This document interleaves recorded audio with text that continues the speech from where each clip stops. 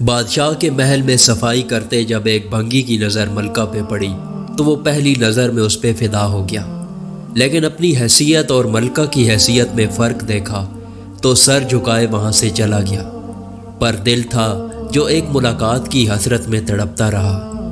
عشق کی بیماری نے جسمانی بیماری کا روپ لیا اور وہ بستر پہ پڑ گیا۔ بھنگی کی بیوی بھی اس ساری حالت سے واقف تھی۔ بھنگی کی خراب حالت کی بنا پر اس کی بیوی اس کی جگہ کام پہ لگ گئی۔ کئی دن تک جب بھنگی ملکہ کو وہاں نظر نہ آیا تو اس نے اس کی بیوی سے دریافت کیا۔ بھنگی کی بیوی یہ سوچ کر گھبرا گئی کہ ملکہ کو اصل بات بتا دی تو نہ جانے ہمارا کیا حال ہوگا، لیکن ملکہ نے اس کی گھبراہٹ جانچ کر اسے اعتماد میں لیا اور حقیقت پوچھی۔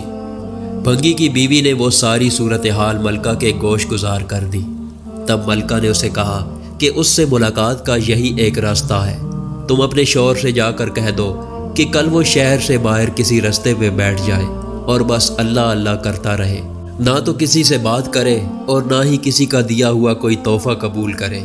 ایسا کرنے سے جب اس کے چرچے بادشاہ تک پہنچیں گے تو ملاقات کے راستے بھی کھل جائیں گے۔ ملکہ کا پیغام سنتے ہی بھنگی کی جان میں جان آئی اور وہ گدھاؤں کا بھیس بدل کے ایک راستے پہ جا کے بیٹھ گیا اور اللہ اللہ کا ورد شروع کر دیا۔ آنے جانے والے اس سے متاثر ہوتے اور نذرانے ساتھ لاتے، لیکن وہ سر اٹھا کر نہ کسی کو دیکھتا اور نہ ہی کسی چیز کو ہاتھ لگاتا۔ کرتے کرتے خبر بادشاہ تک پہنچی اور اس نے وزیر کو بھیجا کہ دریافت کرو کہ کون ہے اور اس کی سچائی کس حد تک ہے۔ وزیر نے واپس جا کر بادشاہ سے اس کی بہت تعریف کی۔ بادشاہ فیض پانے کی غرض سے خود چل کر اس کے پاس گیا۔ جب ہر طرف اس کے چرچے ہونے لگے تو ملکہ نے بادشاہ سے اس نیک انسان کی زیارت کی خواہش ظاہر کی۔ بادشاہ نے اجازت دی۔ اسی اثناء میں جب بھنگی کو اس بات کا احساس ہوا کہ اب تک وہ دل سے نہیں صرف ایک دنیاوی مقصد کے تحت اللہ پاک کے نام کی تسبیح کر رہا تھا، وہ جھوٹا ہے لیکن پھر بھی اللہ کی رحمت اس پہ اس قدر ہے کہ لوگ اس کے سامنے جھک رہے ہیں، کیا بادشاہ اور کیا عام آدمی سب ہی اسے عزت دے رہے ہیں۔ یہ کرامات تو صرف زبان سے وہ پاک نام لینے کی ہے، اگر سچے دل سے اس نام کی تسبیح کی جائے تو اور کتنی رحمتوں کا نزول اس پہ ہوگا۔